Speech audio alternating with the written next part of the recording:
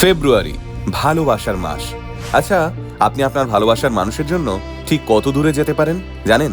আমাদের দেশেরই এক যুবক তার ভালোবাসার মানুষের জন্য সাইকেল নিয়ে পাড়ি দিয়েছিলেন ভারত থেকে ইউরোপ। হ্যাঁ, ভালোবাসার মানুষটিকে শুধু দু চোখ ভরে দেখার জন্য পাড়ি দিয়েছিলেন প্রায় 7,000 কিলোমিটার পথ, তাও শুধুমাত্র একটা সাইকেলে করে।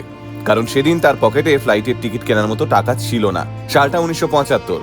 দিল্লির পড়ন্ত শীতের এক সন্ধেই ফুটপাথের ধারে বসা এক তরুণ শিল্পী পথ চলতি মানুষের প্রতিকৃতি এঁকে দিন গুজরান করছেন। তার নাম পিকে মহানন্দিয়া। পিকের সামনে এসে সেদিন দাঁড়িয়েছিলেন শার্লট ভন শেডউইন নামের এক ইউরোপীয় তরুণী। আসলে পিকের আঁকা ছবিগুলো দেখে মুগ্ধ হয়ে গেছিলেন শার্লট।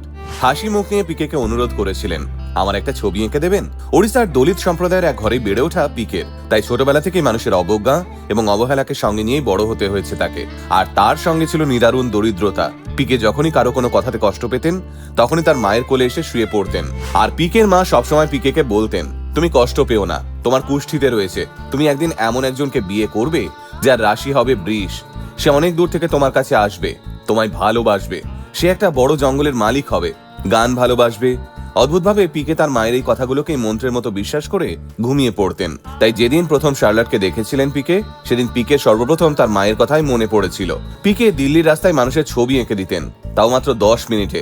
কিন্তু দুর্ভাগ্যবশত প্রথম দিন পিকে শার্লটের ভালো করে ছবি এঁকে দিতে পারেননি। আর তাই শার্লট আবারও দ্বিতীয় দিন পিকের কাছে এসেছিলেন নিজের ছবি আঁকাবার জন্য।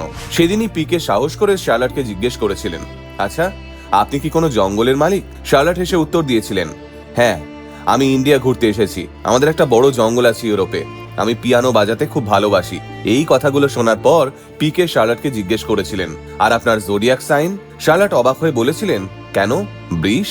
ঠিক সেই দিনই পিকে বুঝতে পেরেছিলেন এই সেই মেয়ে যার জন্য তিনি এই পৃথিবীতে এসেছেন। আর এভাবেই দুজন অচেনা মানুষের মধ্যে দুটো দেশ আর ভিন্ন সংস্কৃতির ব্যবধান পেরিয়ে একটু একটু করে জন্ম নিয়েছিল এক গভীর প্রেম।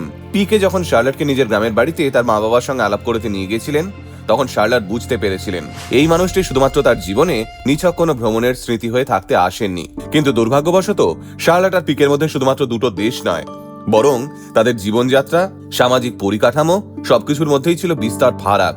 তাই ভারাক্রান্ত মন নিয়ে শার্লট ফিরে যান ইউরোপ। ফেরার আগে অবশ্য পিকের হাতটা ধরে শার্লট বলেছিলেন, আমার কাছে অবশ্যই এসো, দেখা হবে। সেই সময় আজকের মতো এত ফোন, সোশ্যাল মিডিয়ার রমরমা ছিল না, তাই তাদের মধ্যে দূরত্ব ছিল এক আকাশ। আর এভাবেই 1 বছর পেরিয়ে যায়, কিন্তু পিকে কোনোভাবেই শার্লটকে ভুলতে পারেন না। চিঠির পাতায় কথোপকথন চললেও তাকে না দেখে থাকা তার পক্ষে অসম্ভব হয়ে ওঠে। অবশেষে পিকে সিদ্ধান্ত নেন তিনি ভালোবাসার মানুষটার কাছে যাবেন। কিন্তু বিমানের টিকিট কেনা তো মুখের কথা নয়, তাই তার বদলে পিকে কিনলেন একটা সাইকেল। সকলের বারণ উপেক্ষা করেই 1977 সালের 22শে জানুয়ারি ইউরোপের উদ্দেশ্যে রওনা দিলেন পিকে। কখনো রোদ, কখনো কনকনে ঠান্ডা, কখনো ব্যথায় অবশ্যই আসতো পা, শরীর ভেঙে পড়তে চাইতো, কিন্তু পিকে থামেননি। রাস্তায় যেতে যেতে বহু মানুষের ছবি আঁকতেন পিকে। কখনো সেই ছবির বিনিময়ে মিলত একবেলার খাবার, কখনো বা রাত কাটানোর একটু আশ্রয়। সংবাদ মাধ্যমকে পিকে জানিয়েছিলেন 70-এর দশকের পৃথিবী ছিল আলাদা, সীমান্তগুলো ছিল একটু বেশি মানবিক, ভিসা নিয়ে তখন এত কড়াকড়ি ছিল না। আর এভাবেই সুদীর্ঘ পথ পেরিয়ে দীর্ঘ 4 মাস পর ইউরোপ পৌঁছেছিলেন পিকে। সাইকেলে করে ইস্তানবুল ছুঁয়ে ভিয়েনা হয়ে তারপর ট্রেনে গোথেনবার্গ। শার্লট যখন পিকেকে নিজের দেশে প্রথম দেখেছিলেন, তখন আর নিজেকে সামলাতে পারেননি। অঝরে কেঁদে ফেলেছিলেন তিনি। বিশ্বাসই করতে পারেননি সত্যিই তার ভালোবাসা 7 সমুদ্র 13 নদী পেরিয়ে তার কাছে এসে দাঁড়িয়েছে। শেষ পর্যন্ত দুই পরিবারের সম্মতিতে সুইডেনেই তাদের 4 হাত এক হয়। আজ তাদের 2 সন্তান। সেই সন্তানদের ঘিরেই গড়ে উঠেছে ভালোবাসায় ভরা সংসার। আসলে কি জানেন, ভালোবাসলে এফোর্ট দিতে হয়। একটা চারা গাছকে আপনি যদি যত্ন না করেন, সে কি আর বাঁচবে? সম্পর্কের ক্ষেত্রেও তাই। নিজের ভালোবাসাকে আগলে রাখুন। দিনের শেষে ওটাই আপনার জীবনের সবথেকে বড় সম্পদ।